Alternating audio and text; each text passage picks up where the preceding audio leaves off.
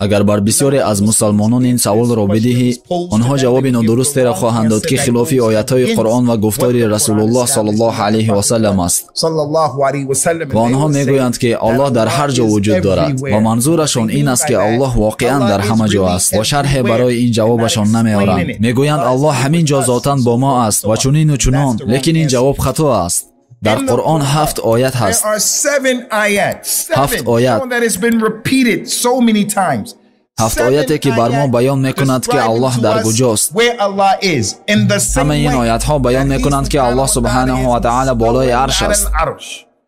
او در قرآن میفرماید: الله الذي خلق السماوات والأرض وما بينهما في 6 أيام ثم استوى على العرش. الله متعال پروردگار شما کسی است که آسمان ها و زمین و هر آنچه در بین آنهاست را آفرید و سپس بر عرش خود قرار گرفت.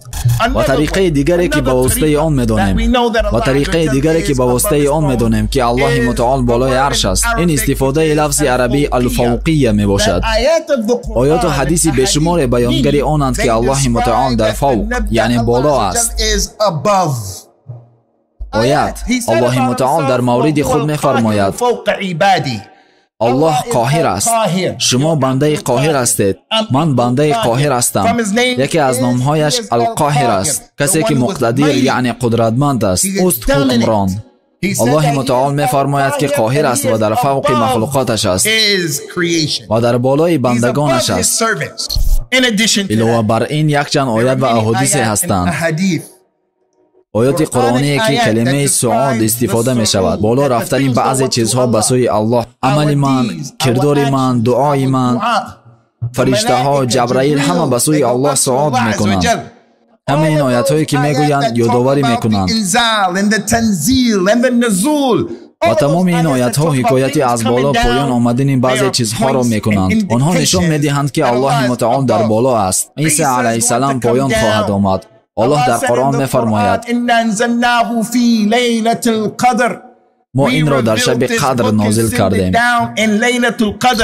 اگرچه الله سبحانه و تعالی در بالای 7 آسمان بر عرش چنانه که شایسته اوست قرار دارد، اما با این حال هم او با ماست.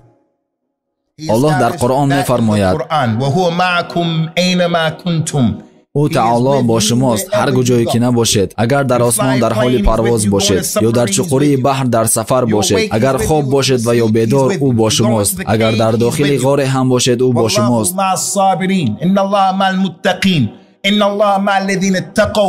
الله با صبر کنندگان است. الله با پرهیزکاران است. الله با هر کس است. اما چگونه با مردم است؟ الله تعالی بر صفت بیناییش با مردم است. از جایی که قرار دارد ناظر و بیننده همه چیز است. الله سبحانه و تعالی بر صفت شنواییش با مردم است. الله تعالی با علم مطلقی که دارد با مردم است و همه را اداره دارد. اگر از من بپرسید چیزی را میگویم که شما نیز باید بگویید. من در راهی هستم که اهل حدیث هستند، راهی که به واسطه صاحب رسول الله صلی الله علیه و سلم سر می شود. رسول الله صلی الله علیه و سلم از دختر خردسال پرسید که الله در کجاست؟ دختر خردسال در جواب گفت: در بالای آسمان ها. او از فلسفه چیزی نمیدونست. جواب و بیانش فلسفه نداشت. دوباره پرسید: من کی هستم؟ دختر گفت: شما فرستاده الله سبحانه و تعالی هستید. او به آن مرد فرمود که آزادش کن، که او همانا یک مؤمنه است. کسی که این را بداند و بفهمد، این جزء عقیده کسی است که ایمان سالم دارد. نقطه دیگر، وقتی در سجده هستید و میگویید: سبحان ربی الاعلی، سبحان ربی الاعلی، سرتان را به زمین گذاشتید و میگویید: ستایش از آن پروردگار بلند مرتبه است. این از اثبات و دلیل است که فرزندان آدم را عاجز ساخته سرش را به زمین گذاشت تا بندگی خویش را نسبت به پروردگارش ثابت سازد. ما بندگان الله هستیم که در بالای 7 آسمان بر بالای عرش استیلا